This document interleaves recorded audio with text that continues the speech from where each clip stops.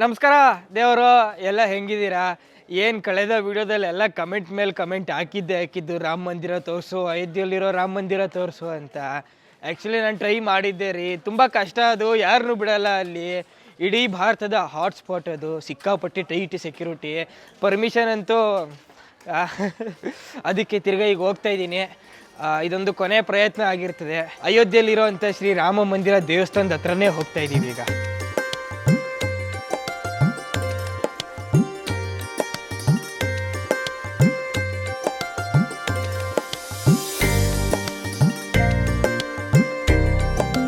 ರಾಮ್ಲಲಾ ಮಂದಿರ್ನ main entrance ಇದೆ. ಎರಡು ಕಡೆ ದೈತ್ಯಾಕಾರವಾದಂಥ ಪಿಲ್ಲರ್ಗಳು ಹಾಕವ್ರೆ, ಡಿಸೈನ್ ಆಗಿರೋ ಪಿಲ್ಲರ್ಗಳನ್ನ ಹಾಕಿದ್ದಾರೆ. ಇದೇ ಮುಖ್ಯ ದ್ವಾರ, ಬನ್ನಿ ಒಳಗಡೆ ಹೋಗೋಣ. ಶ್ರೀರಾಮನ್ ನೋಡಕ್ಕೆ ಬರೋವಂಥ ಭಕ್ತಾದಿಗಳು ಬಿಸಿಲಲ್ಲಿ ನಿಲ್ಬಾರ್ದು ಅಂತ ಇಡೀ ಎಂಟ್ರೆನ್ಸ್ ಇಂದ ಒಳಗಡೆ ಹೋಗೋವರೆಗೂ ಮೇಲ್ಛಾವಣಿ ಹಾಕ್ಬಿಟ್ಟವ್ರೆ. ಶ್ರೀ ರಾಮಲಲಾ ದೇವಸ್ಥಾನ ಕನ್ಸ್ಟ್ರಕ್ಷನ್ ಮುಗಿಯೋಕ್ಕೆ ಇವತ್ತಿಂದ 5 ವರ್ಷ ಬೇಕು. ಆದರೆ ಇನ್ನೇನು ಹತ್ರ ಬಂತಲ್ಲ, ಅದಕ್ಕೇನೆ ಜನವರಿ 22 ಇನಾಗ್ರೇಷನ್ ಮಾಡ್ತಾವ್ರೆ. ಇನಾಗ್ರೇಷನ್ ಚೆನ್ನಾಗಿ ಆಗಬೇಕು ಅಂತ ದಿನದ 24 ಗಂಟೆ ಕೆಲಸ ನಡೀತಾ ಇದೆ ಈ ಜಾಗದಲ್ಲಿ.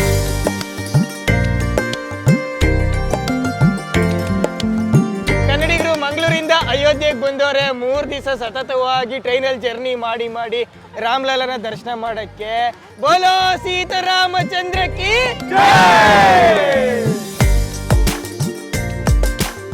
ನೋಡಿ, ರಾಮ ಮಂದಿರ ಸ್ವಲ್ಪನೇ ಅಲ್ಲಿ ಕಾಣ್ತಾ ಇದೆ. ಇಲ್ಲೇ ಸೆಕ್ಯೂರಿಟಿ ಚೆಕ್ಕು, ಟೈಟ್ ಸೆಕ್ಯೂರಿಟಿ ಏರಿಯಾಗೆ ಬಂದೇ ಬಿಟ್ವಿ. ID ಕಾರ್ಡ್ ಸಿಕ್ಕಿದೆ, ಅಲ್ಲೆಲ್ಲ ಫುಲ್ಲು ಸೆಕ್ಯೂರಿಟಿ ಚೆಕ್ ಆಗುತ್ತೆ. ಆದರೆ ಈ ಸಲ ಕ್ಯಾಮ್ರಾ ತಗೊಂಡು ಹೋಗ್ಬೋದು ಒಳಗಡೆ. ಇಲ್ಲಂತೂ ಸಿಕ್ಕಾಪಟ್ಟೆ ಹೈ ಸೆಕ್ಯೂರಿಟಿ ಚೆಕ್ ಮುಗಿಸ್ಕೊಂಡು ಬಂದೇ ಬಿಟ್ವಿ ಅಯೋಧ್ಯೆಯಲ್ಲಿರೋವಂಥ ರಾಮ್ಲಲಾ ದೇವಸ್ಥಾನಕ್ಕೆ.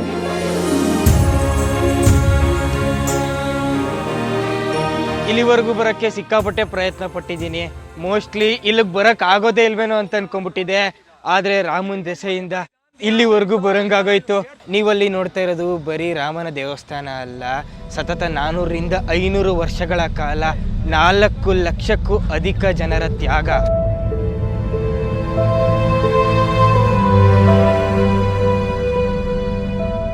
ದೇವರು ಬಂದೇ ಬಿಟ್ವಿ ಶ್ರೀರಾಮನ ದೇವಸ್ಥಾನದ ಹತ್ತಿರ.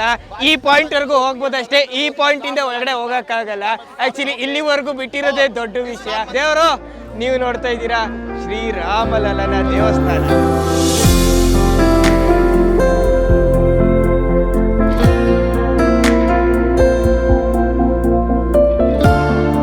ಹದಿನಾರನೇ ಶತಮಾನದಲ್ಲಿ ಆಕ್ರಮಣಗೊಂಡ ಈ ಪುಣ್ಯಭೂಮಿ 4 ವರ್ಷಗಳ ಹಿಂದಷ್ಟೇ ಬಿಡುಗಡೆಯಾಯಿತು.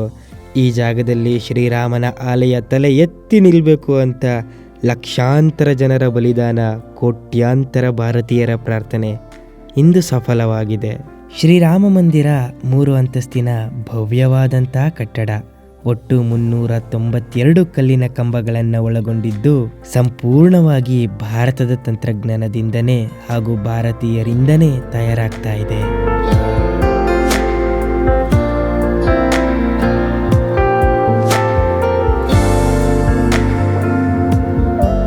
ದೇವರು ರಾಮ ಮಂದಿರ ನಿರ್ಮಾಣ ಮಾಡೋಕ್ಕೆ ಒಂದೇ ಒಂದು ಸಿಮೆಂಟ್ ಆಗಲಿ, ಒಂದೇ ಒಂದು ಕಬ್ಬಿಣದ ಪೀಸ್ ಆಗಲಿ ಏನು ಯೂಸ್ ಮಾಡ್ತಾ ಇಲ್ಲ.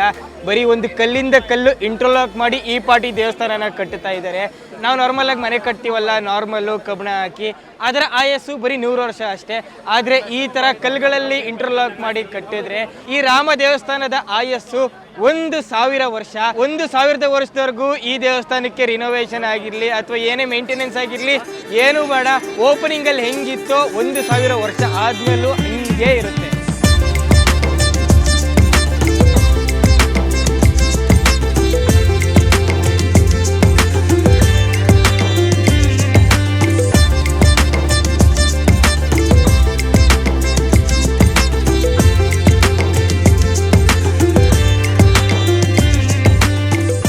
ಭಾರತೀಯರು ಈಗ ಹೇಳಲೇಬೇಕು, ಗಟ್ಟಿಯಾಗಿ ಹೇಳಿ, ಜೈ ಸೀತಾರಾಮ್. ಶ್ರೀರಾಮ ಮಂದಿರದ ಮೊದಲ ಅಂತಸ್ತಿನ ಒಳಾಂಗಣದಲ್ಲಿ 400 ಜನ ನಿಲ್ಲೋ ಅಷ್ಟು ಜಾಗ ಇದೆ.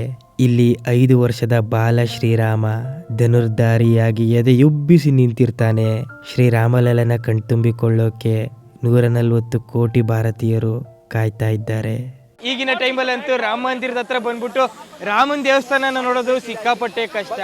ಅದೆಲ್ಲ ಮಾಡಿ ಬಂದ್ರು ಇಲ್ಲಿ ಸಿಕ್ಕಾಪಟ್ಟೆ ಟೈಟ್ ಸೆಕ್ಯೂರಿಟಿ, ಆ ಕಡೆ ಈ ಕಡೆ ಎಲ್ಲ ಪೊಲೀಸ್ ನಿಂತ್ಕೊಂಡವ್ರು ನೋಡಿ. ಫುಲ್ ಟೈಟ್ ಸೆಕ್ಯೂರಿಟಿ ಮಧ್ಯ ರಾಮನ ಕೆಲಸ ಭರಪೂರ್ವವಾಗಿ ನಡೀತಾ ಇದೆ. ಇದೇ ತಿಂಗಳು ಜನವರಿ 22ಕ್ಕೆ ಈ ಮಂದಿರ ಓಪನ್ ಆಗುತ್ತೆ. ಅದಕ್ಕಾಗಿ ದಿನದ 24 ಗಂಟೆನೂ ಕೆಲಸ ನಡೀತಾನೇ ಇರುತ್ತೆ.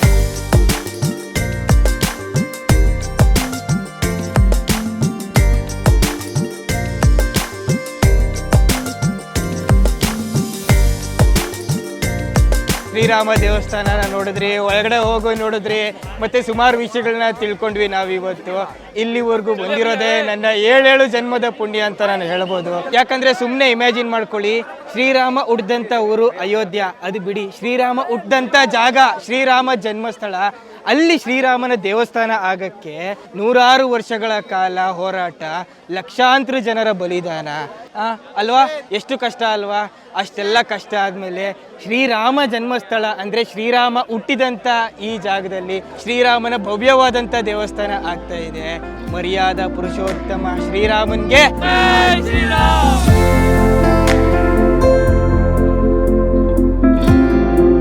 ಅಲ್ಲಿ ನೋಡ್ತಾ ಇದ್ರೆ ನೋಡಿ, ಶ್ರೀರಾಮ ದೇವಸ್ಥಾನ ಬರೀ ಅಷ್ಟು ಮಾತ್ರ ಅಲ್ಲ, ಪೂರ್ತಿ 70 ಎಕರೆ ಶ್ರೀರಾಮನ್ಗೆ ಸಲ್ಲುತ್ತೆ. ಸುತ್ತಮುತ್ತ ಕಾಡು ಮತ್ತೆ ದೂರದಿಂದ ಬರುವಂತ ಯಾತ್ರಿಗಳು, ಹೂ ಗಿಡಗಳು, ಲಾನ್ಗಳು ಎಲ್ಲಾನು ಸಹ ಇಲ್ಲಿರುತ್ತೆ. ಮತ್ತೆ ಇದನ್ನೆಲ್ಲ ನೋಡಕ್ಕೆ, ಎಲ್ಲಾನು ನಿರ್ವಹಿಸಕ್ಕೆ, ಮತ್ತೆ ಸದ್ಯಕ್ಕೆ ಈಗ ಕೆಲಸ ಮಾಡ್ತಾ ಇರೋರು 4,000 ಜನ ಸತತವಾಗಿ ಶ್ರೀರಾಮನ ಸೇವೆಯಲ್ಲಿ ತೊಡಗವ್ರೆ. ಜೈ ಶ್ರೀರಾಮ್, ಜೈ ಶ್ರೀರಾಮ್, ಜೈ ಶ್ರೀರಾಮ್, ಜೈ ಶ್ರೀರಾಮ್. ದೇವರು ನಮ್ ಜೊತೆ ಇದ್ದಾರೆ, ಶ್ರೀರಾಮನ ಸೇವಕರು. ರಾಮ್ ದೇವಸ್ಥಾನದೊಳಗಡೆ ಯಾರಿಗ ಹೋಗಕ್ಕೆ ಅದೃಷ್ಟ ಸಿಗುತ್ತೆ, ಆದ್ರೆ ಈ ಜನಗಳು ಹೋಗ್ಬಿಟ್ಟು ಅಲ್ಲಿ ಗರ್ಭಗುಡಿಲಿ ಎಲ್ಲಾ ಕಡೆ ದೇವಸ್ಥಾನ ಸುತ್ತಾಡ್ಕೊಂಡು ಆರಾಮಾಗಿ ನಿರಾಯಾಸವಾಗಿ ಶ್ರೀರಾಮನ ಸೇವೆ ಮಾಡ್ತವ್ರೆ. ಭಯ್ಯಾಜಿ, आपको कैसा लग रहा है? बहुत बहुत बढ़िया लग रहा है, बहुत आनंद लग रहा है. हम लोग मूर्ति काम करते हैं, उड़ीसा से आया है. फर्स्ट फ्लोर में कितना विग्रह आएगा? कम से कम 2-2.5 हजार हो जाए. धन्यवाद. बोलिए सीताराम की जय जय.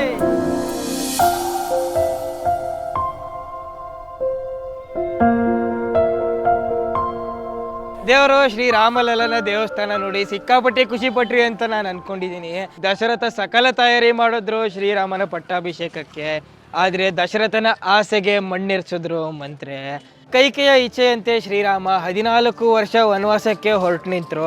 ಶ್ರೀರಾಮನ ಜೊತೆ ಅರ್ಧಾಂಗಿ ಸೀತೆ, ತಮ್ಮ ಲಕ್ಷ್ಮಣ ಎಲ್ಲರೂ ಸಹ ಅಯೋಧ್ಯೆಯಿಂದ ಸೀದಾ ಶೃಂಗವೇರಪುರಕ್ಕೆ ಹೋಗ್ತಾರೆ. ದೇವರು ಶ್ರೀರಾಮನ ಆ 14 ವರ್ಷದ ವನವಾಸದ ಹೆಜ್ಜೆ ಗುರುತನ್ನ ಹಂಗೆ ಹುಡುಕೊಂಡು ಜರ್ನಿ ಕಂಟಿನ್ಯೂ ಮಾಡೋಣ.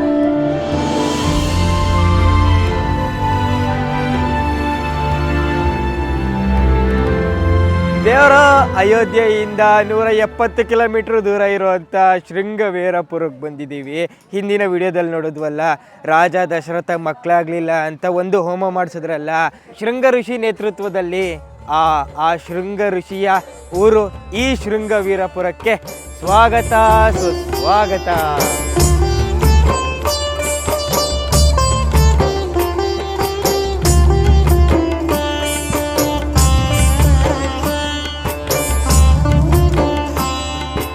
ಫುಲ್ಲು ಸುತ್ತ ಮಂಜು ಬೀಳ್ತಾ ಇರೋದಕ್ಕೂ ಇಲ್ಲಿ ದೇವ್ರ ಪ್ರಸಾದ ಆಗ್ತಾ ಇರೋದಕ್ಕೂ ನಾವು ಬಂದಿರೋ ಟೈಮ್ಗೂ ಆಹಾ ಅದ್ಭುತ.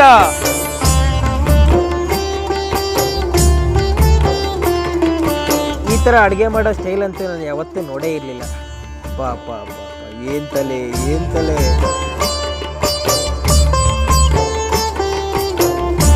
ಇಲ್ಲಂತೂ ವಿಧವಾದಂಥ ಖಾದ್ಯ ಮಾಡ್ತಾವ್ರೆ. ದೇವರು ಇಂಗ್ಲಿಷ್ ಕ್ಯಾಲೆಂಡರ್ ಪ್ರಕಾರ ಇಲ್ಲಿಂದ 7,000 ವರ್ಷಗಳ ಹಿಂದೆ ಯಾವಾಗ ಶ್ರೀರಾಮ ಈ ಶೃಂಗವೇರಪುರಕ್ಕೆ ಬಂದಿದ್ರು, ಅವಾಗ ಈ ಊರನ್ನ ನಿಷಾದ ರಾಜ ಆಳ್ತಾ ಇದ್ರು. ಶ್ರೀರಾಮ ತನ್ನ ಐಶ್ವರ್ಯ, ರಾಜ್ಯ ಎಲ್ಲವನ್ನು ಬಿಟ್ಬಿಟ್ಟು ಕಾಡ್ಗೋಗ್ತಾ ಇರೋ ವಿಷಯ ಕೇಳಿ ನಿಷಾದ ರಾಜನಿಗೆ ಸಿಕ್ಕಾಪಟ್ಟೆ ಬೇಜಾರಾಗುತ್ತೆ. ನಿಷಾದ ರಾಜ ತನ್ನ ಇಡೀ ರಾಜ್ಯವನ್ನೇ ಶ್ರೀರಾಮಂಗೆ ಬಿಟ್ಕೊಡೋಕ್ಕೆ ತಯಾರಿರ್ತಾರೆ.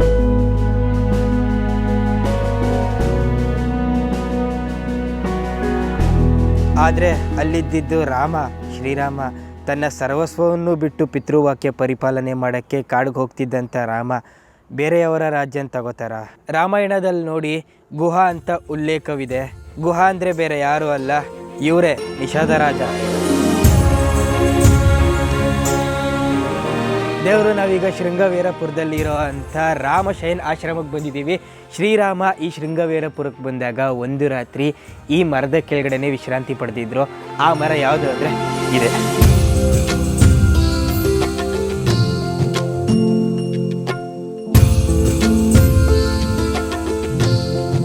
ಈ ಮರ 5-6ನೇ ಸಲ ಚಿಗುರಿರೋ ಅಂಥದ್ದು. ಶ್ರೀರಾಮ ಯಾವಾಗ ಈ ಮರದ ಕೆಳಗಡೆ ವಿಶ್ರಾಂತಿ ಪಡೆದ್ರು ಆವಾಗ ಈ ಮರ ಪುನೀತವಾಗೋಯಿತು.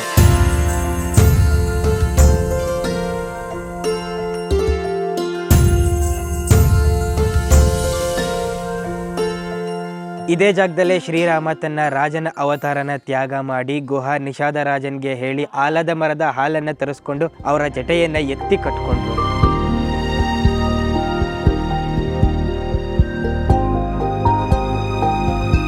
ಅಯೋಧ್ಯೆಯಿಂದ ಸೀದಾ ಶೃಂಗವೀರಪುರಕ್ಕೆ ಬಂದಂಥ ಶ್ರೀರಾಮ ಶೃಂಗವೀರಪುರದಲ್ಲಿ ಒಂದು ರಾತ್ರಿ ವಿಶ್ರಾಂತಿ ಮಾಡಿ ಗುಹನ ದೋಣಿಯಿಂದ ಈ ಗಂಗಾ ನದಿನ ದಾಟಿ ಇಲ್ಲಿಂದ ಸೀದಾ ಪ್ರಯಾಗ್ರಾಜ್ಗೆ ಹೊರಟರು.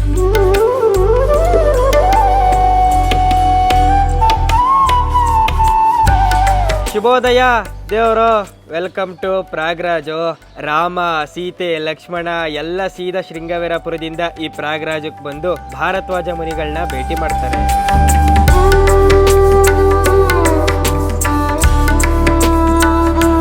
ನೀವು ನೋಡ್ತಾ ಇದ್ದೀರಾ ಪ್ರಯಾಗ್ರಾಜಲ್ಲಿರುವಂಥ ಭಾರದ್ವಾಜ ಮುನಿಗಳ ಆಶ್ರಮನ.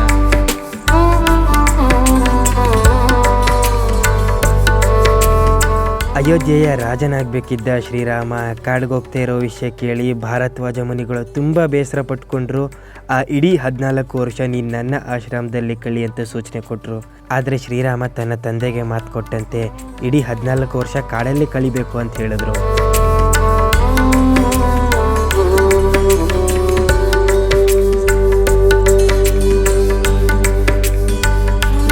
ನಾವಿರುವಂಥ ಈ ಭರದ್ವಾಜ ಮುನಿಗಳ ಆಶ್ರಮದ ಪಕ್ಕನೇ ತ್ರಿವೇಣಿ ಸಂಗಮ ಇದೆ. ರಾಮ, ಸೀತೆ, ಲಕ್ಷ್ಮಣ ಆ ತ್ರಿವೇಣಿ ಸಂಗಮನ ನೋಡಿ ಸಿಕ್ಕಾಪಟ್ಟೆ ಖುಷಿ ಪಟ್ಟರು, ಮತ್ತೆ ಮಿಂದಿ ಎದ್ರು.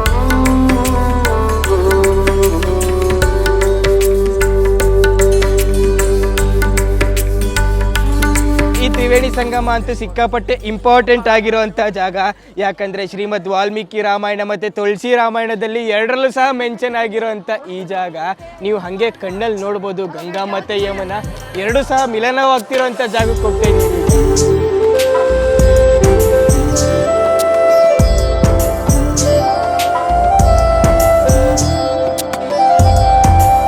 ಈ ತ್ರಿವೇಣಿ ಸಂಗಮದಲ್ಲಿ ಪ್ರತಿ 12 ವರ್ಷಕ್ಕೊಂದ್ಸಲ ಮಹಾ ಕುಂಭಮೇಳ ನಡೆಯುತ್ತೆ. ಅದಾದ್ಮೇಲೆ ಪ್ರತಿ 6 ವರ್ಷಕ್ಕೊಂದ್ಸಲ ಅರ್ಧ ಕುಂಭಮೇಳ ನಡೆಯುತ್ತೆ. 12 ವರ್ಷಕ್ಕೆ ನಡೀಲಿ 6 ವರ್ಷಕ್ಕೆ ನಡೀಲಿ, ಆದ್ರೆ ವರ್ಷದ 365 ದಿನ ಇಲ್ಲಂತೂ ಸಿಕ್ಕಾಪಟ್ಟಿ ಟೂರಿಸ್ಟ್ಗಳು ಬರ್ತಾರೆ.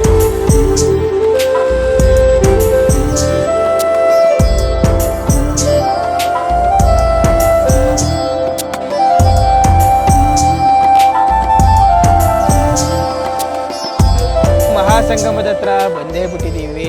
ಈ ಬ್ರೌನ್ ಕಲರ್ ನೀರು ನೋಡ್ತಾ ಇದ್ದಾರೆ ನೋಡಿ, ಇದು ತಾಯಿ ಗಂಗೆ. ತಾಯಿ ಗಂಗೆ ಋಷಿಕೇಶ್ ಹರಿದ್ವಾರದಿಂದ ಬರ್ತಾಳೆ. ಮತ್ತೆ ಅಲ್ಲಿ ನೋಡ್ತಾ ಇದ್ರೆ ನೋಡಿ ಲೈಟ್ ಗ್ರೀನ್ ಕಲರ್, ಅದು ಯಮುನೆ. ಸೊ ಈ ಕಡೆಯಿಂದ ಗಂಗಾ, ಆ ಕಡೆಯಿಂದ ಯಮುನಾ. ತಾಯಿ ಸರಸ್ವತಿ ಪಾತಾಳೆಯಿಂದ ಹೋಗ್ತಾಳೆ. ಸರಸ್ವತಿ, ಗಂಗಾ, ಯಮುನಾ 3 ನದಿಗಳು ವಿಲೀನವಾಗುವಂತ ಮಹಾ ಸಂಗಮ ಇದು.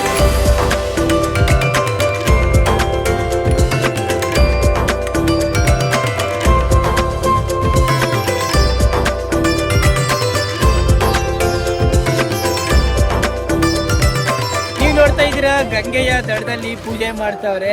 ತಾಯಿ ಗಂಗೆ ಒಂದ್ಸಲ ಸೋಕ್ಬಿಟ್ರೆ ಸಾಕು, ನಾವ್ ಏನೇ ಪಾಪ ಮಾಡಿದ್ರು ಎಲ್ಲ ನಾಶವಾಗ್ಬಿಡುತ್ತೆ. ನೋಡಿ ಎಲ್ಲ ಸ್ನಾನ ಮಾಡ್ತಾ ಇದ್ದಾರೆ. ಗಂಗಾಪಾನ ತುಂಗಾ ಸ್ನಾನಕ್ಕೆ ರೆಡಿ ಆಗಿದ್ದೀವಿ. ಈಗ ಸಿಕ್ಕಾಪಟ್ಟೆ ಜನ ಭಕ್ತಾದಿಗಳೆಲ್ಲ ಸ್ನಾನ ಮಾಡ್ತಾವ್ರೆ ಈ ಜಾಗದಲ್ಲಿ.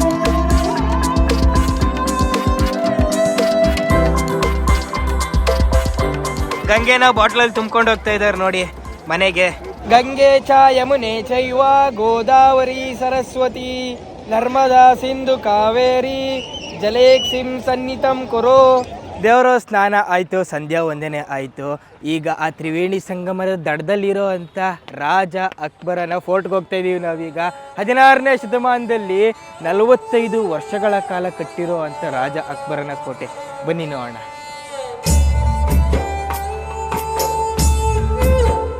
ರಾಜ ಅಕ್ಬರ ಆಳ್ತಿದ್ದಾಗ ಅಕ್ಬರನ ವಶದಲ್ಲಿತ್ತು ಈ ಕೋಟೆ. ಅದಾದಮೇಲೆ ಬ್ರಿಟಿಷರು ಆಳ್ತಿದ್ದಾಗ ಬ್ರಿಟಿಷರ ವಶದಲ್ಲಿತ್ತು ಈ ಕೋಟೆ. ಬ್ರಿಟಿಷರು ಯಾವಾಗ ನಮ್ಮ ದೇಶನ ಬಿಟ್ಟು ಹೋದ್ರು ಅವಾಗಿಂದ ಇಲ್ಲಿವರೆಗೂ ಅಷ್ಟೇ, ಮುಂದಿನೂ ಅಷ್ಟೇ ಇಂಡಿಯನ್ ಆರ್ಮಿ ಅವರ ವಶದಲ್ಲಿರುತ್ತೆ. ಆದರೆ ಇದರೊಳಗಡೆ ಸಾಕ್ಷಾತ್ ಶ್ರೀರಾಮ ಆಲದ ಮರದ ನೆರಳಲ್ಲಿ ಕೆಲವು ಸಮಯ ಕಳೆದಿದ್ರು. ಆ ಮರನ ನಾವು ಇನ್ನೂ ನೋಡ್ಬೋದು. ವರ್ಷಾನುವರ್ಷದಿಂದ ಆಚೆ ಜನಗಳು ಈ ಕೋಟೆ ಒಳಗಡೆ ಯಾರು ಹೋಗೋಕ್ಕಾಗ್ತಾನೆ ಇರಲಿಲ್ಲ.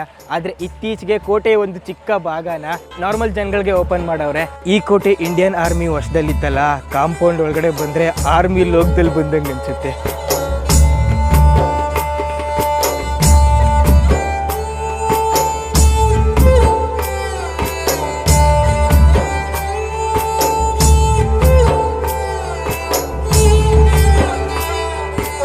ಇದೇ ಆ ಪುರಾತನವಾದಂಥ ಅಕ್ಷಯ ವಟ.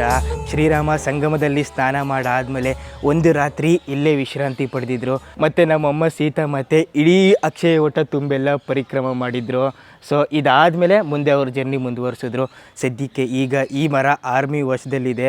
ಸುತ್ತ ನೋಡ್ತಿದ್ದಾರೆ ನೋಡಿ, ಎಲ್ಲ ಕಡೆಯೂ ಫುಲ್ಲು ಟೈಟ್ ಸೆಕ್ಯೂರಿಟಿ. ಇಲ್ಲಿ ಬರಬೇಕು ಅಂತಂದರೆ ಪಾಸ್ ಮಾಡ್ಕೊಂಬರ್ಬೇಕು. ಆದರೆ ಶ್ರೀರಾಮನ ದೆಸೆಯಿಂದ ನಮಗೆ ದರ್ಶನ ಮಾಡೋಕ್ಕೆ ಸಿಕ್ತು ಅಕ್ಷಯ ವಟನ. ಈ ಆಲದ ಮರ ತುಂಬ ಅಂದರೆ ತುಂಬಾ ಹಳೆಯ ಮರ.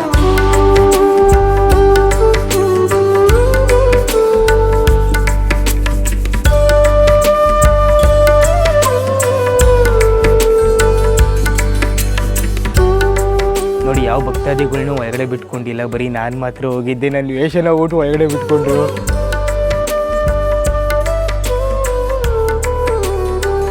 ಇದೇ ಆ ಪಾತಾಳೇಶ್ವರಕ್ಕೆ ಹೋಗೋವಂಥ ರಸ್ತೆ. ಅದರೊಳಗಡೆ ಬಾವಿ ಇರೋದು. ರಾಜ ಅಕ್ಬರ ಬಾವಿನ ಮುಚ್ಚಕ್ಕೆ ಕಾರಣ ಏನು ಅಂತಂದರೆ 15ನೇ 16ನೇ ಶತಮಾನದಲ್ಲಿ ಈ ಪ್ರಯಾಗ್ರಾಜ್ ಜನಗಳಿಗೆ ಆ ಪಾತಾಳದಿಂದ ಬರ್ತಾ ಇರೋವಂಥ ನೀರಿನ ಬಾವಿ ಒಳಗಡೆ ಧುಮುಕಿದ್ರೆ ಸೀದಾ ಸ್ವರ್ಗ ಸೇರ್ತೀವಿ ಅನ್ನೋ ಮೂಢನಂಬಿಕೆ ಇತ್ತು 15ನೇ 16ನೇ ಶತಮಾನದಲ್ಲಿ. ಈಗ ನೋಡಿದ್ವಲ್ಲ ಆ ಆಲದ ಮರನ ಹತ್ಬಿಟ್ಟು ಆ ಬಾವಿ ಒಳಗಡೆ ಧುಮುಕ್ಬಿಡ್ತಾ ಇದ್ರು ಜನ. 15ನೇ 16ನೇ ಶತಮಾನದಲ್ಲಿ ತುಂಬಾ ಹಿಂಗಾಗ್ತಾ ಇತ್ತು. ಎಷ್ಟು ಅಂತಂದರೆ ಬಾವಿ ತುಂಬ ಹೆಣಗಳ ರಾಶಿಯಾಗಿ ಹೋಗ್ಬಿಟ್ಟಿತ್ತು. ಇದನ್ನೇ ನೋಡಿದಂಥ ರಾಜ ಅಕ್ಬರ ಆ ಬಾವಿನ ಸಂಪೂರ್ಣವಾಗಿ ಪರ್ಮನೆಂಟ್ ಆಗಿ ಕ್ಲೋಸ್ ಮಾಡಿಬಿಟ್ರು. ಆದರೆ ಈಗಲೂ ಸಹ ನಾವು ಆ ಬಾವಿನ ನೋಡ್ಬೋದು. ಆ ಬಾವಿ ಒಳಗಡೆ ಎಷ್ಟಾದರೂ ನೀರು ಹಾಕಿ ಹೋಗ್ತಾ ಇರುತ್ತೆ ಮತ್ತು ಆ ನೀರಿನ ಸೌಂಡ್ ಕೇಳಿಸುತ್ತೆ. ಬನ್ನಿ ಹೋಗೋಣ. ದೇವರು ಪಾತಾಳ ಮಂದಿರಕ್ಕೆ ಸ್ವಾಗತ.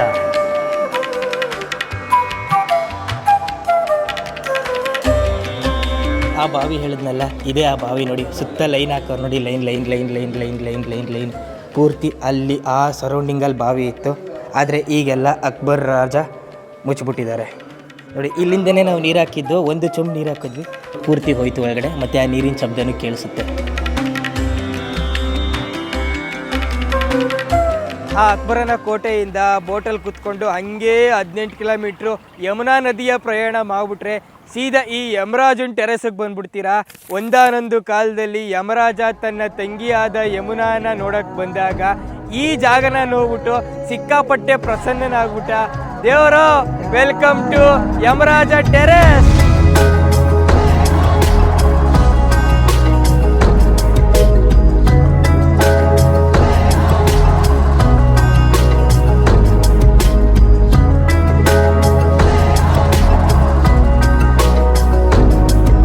ನಾವೆಲ್ಲ ರಕ್ಷಾಬಂಧನ್ ಆಚರಿಸ್ತೀವಲ್ಲ ಪ್ರತಿ ವರ್ಷ, ಅದು ಮಹಾಭಾರತದಿಂದ ಬಂದಿದ್ದು. ಶ್ರೀಕೃಷ್ಣ ಮತ್ತು ದ್ರೌಪದಿಯ ಸೋದರತ್ವದಿಂದ ಆ ರಕ್ಷಾಬಂಧನ್ ಹಬ್ಬ ಬಂದಿದ್ದು. ಹಾಗೆ ಈ ನಾರ್ತ್ ಇಂಡಿಯಾದಲ್ಲಿ ಸ್ಪೆಷಲ್ ಆಗಿ ಈ ಉತ್ತರ ಪ್ರದೇಶದಲ್ಲಿ ಬಾಯಿ ದೂಜ ಅಂತ ಪ್ರತಿ ವರ್ಷ ಅಣ್ಣ ತಂಗಿಯ ಹಬ್ಬನ ಸೆಲೆಬ್ರೇಟ್ ಮಾಡ್ತಾರೆ.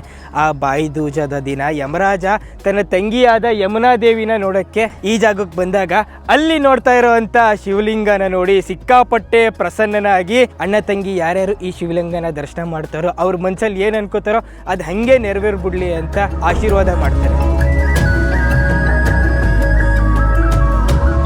ಶ್ರೀರಾಮ, ಸೀತೆ, ಲಕ್ಷ್ಮಣ ಎಲ್ಲರೂ ಚಿತ್ರಕೂಟಕ್ಕೆ ಹೋಗುವಾಗ ಆನ್ ದ ವೇನೆ ಈ ಜಾಗದಲ್ಲಿ ಒಂದು ರಾತ್ರಿ ವಿಶ್ರಾಂತಿ ಪಡೆದಿದ್ರು. ಈ ಜಾಗದ ಸುತ್ತ ಪೂರ್ತಿ ಯಮುನಾ ನದಿ ತುಂಬ್ಕೊಂಡ್ಬಿಟ್ಟಿದೆ. ಶ್ರೀರಾಮ ಈ ಜಾಗಕ್ಕೆ ಬಂದಾಗ ತನ್ನ ಕೈಯಿಂದನೇ ನಿರ್ಮಿಸಿರೋ ಅಂತ ಶಿವಲಿಂಗ ಇಲ್ಲಿ ನೋಡಿ.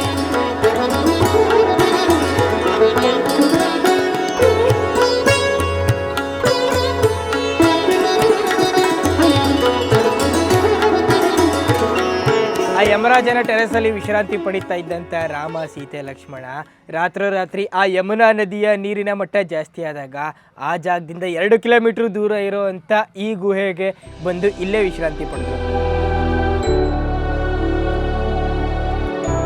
7,000 ವರ್ಷಗಳ ಹಿಂದೆ ಶ್ರೀರಾಮನ ಪಾದಸ್ಪರ್ಶವಾದಂಥ ಅಷ್ಟು ಜಾಗಗಳು ಈಗ ಪುಣ್ಯಕ್ಷೇತ್ರಗಳಾಗಿವೆ.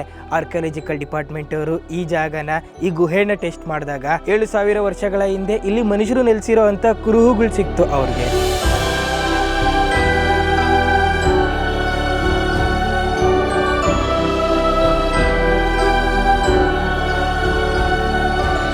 ಭದ್ರಂ ಕರ್ಣೇಭಿಃ ಶೃಣುಯಾಮ ದೇವಾಃ ಭದ್ರಂ ಪಶ್ಯೇಮಾಶ್ಚಭಿರ್ಯಜತ್ರಾಃ ಸ್ಥಿರೈರಂಗೈಃ ಸ್ವಸ್ತನೋಭಿಃ ವ್ಯಸೇಮಾ ದೇವಹಿತಂ ಯದಾಯುಃ ಸ್ವಸ್ತಿ नो ಇಂದ್ರೋ ರುದ್ರಶ್ಚವಾಃ ಸ್ವಸ್ತಿ ನಃ ಪೂಷಾ ವಿಶ್ವವೇದಾಃ ಸ್ವಸ್ತಿ ನಸ್ತಾಕ್ಷರೋ ಅರಿಷ್ಟನೇಮಿಃ ಸ್ವಸ್ತಿ नो ಇಂದ್ರೋ ಬೃಹಸ್ಪತಿರ್ದದಾತು.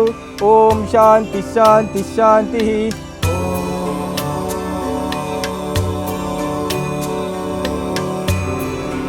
ಉತ್ತರ ಪ್ರದೇಶದ ಮನ್ಕೌರೆ ಊರಲ್ಲಿರೋ ಅಂಥ ಈ ಜಾಗನ ಸೀತಾ ರಸೋಯಿ ಅಂತ ಕೂಗ್ತಾರೆ. ರಸೋಯಿ ಅಂತಂದ್ರೆ ಅಡುಗೆ ಮಾಡೋ ಅಂಥ ಜಾಗ. ರಾಮ ಸೀತೆ ಲಕ್ಷ್ಮಣ ಈ ಜಾಗದಲ್ಲಿದ್ದಾಗ ಸೀತಾ ಮಾತೆ ಅಡುಗೆ ಮಾಡಿದಂಥ ಜಾಗ ಇದು.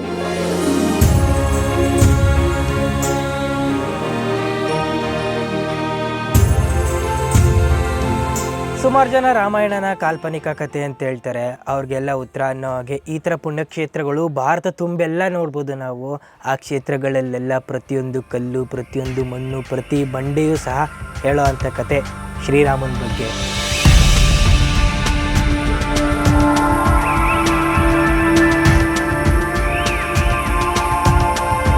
ಓಕೆ ದೇವರು, ಶ್ರೀರಾಮನ ಹೆಜ್ಜೆ ಗುರುತನ್ನು ಹುಡುಕೊಂಡು ಅಯೋಧ್ಯೆಯಿಂದ ಶೃಂಗವೀರಪುರ ಆಮೇಲೆ ಈ ಪ್ರಯಾಗರಾಜಿಗೆ ಬಂದಿದ್ದೀವಿ. ಇಲ್ಲಿಂದ ಜರ್ನಿ ಕಂಟಿನ್ಯೂ ಆಗುತ್ತೆ ಚಿತ್ರಕೂಟಕ್ಕೆ. ಸಿಗ್ತೀನಿ ಮುಂದಿನ ವಿಡಿಯೋದಲ್ಲಿ. ಅಲ್ಲಿವರೆಗೂ ನಮಸ್ಕಾರ. ಜೈ ಸೀತಾರಾಮ್.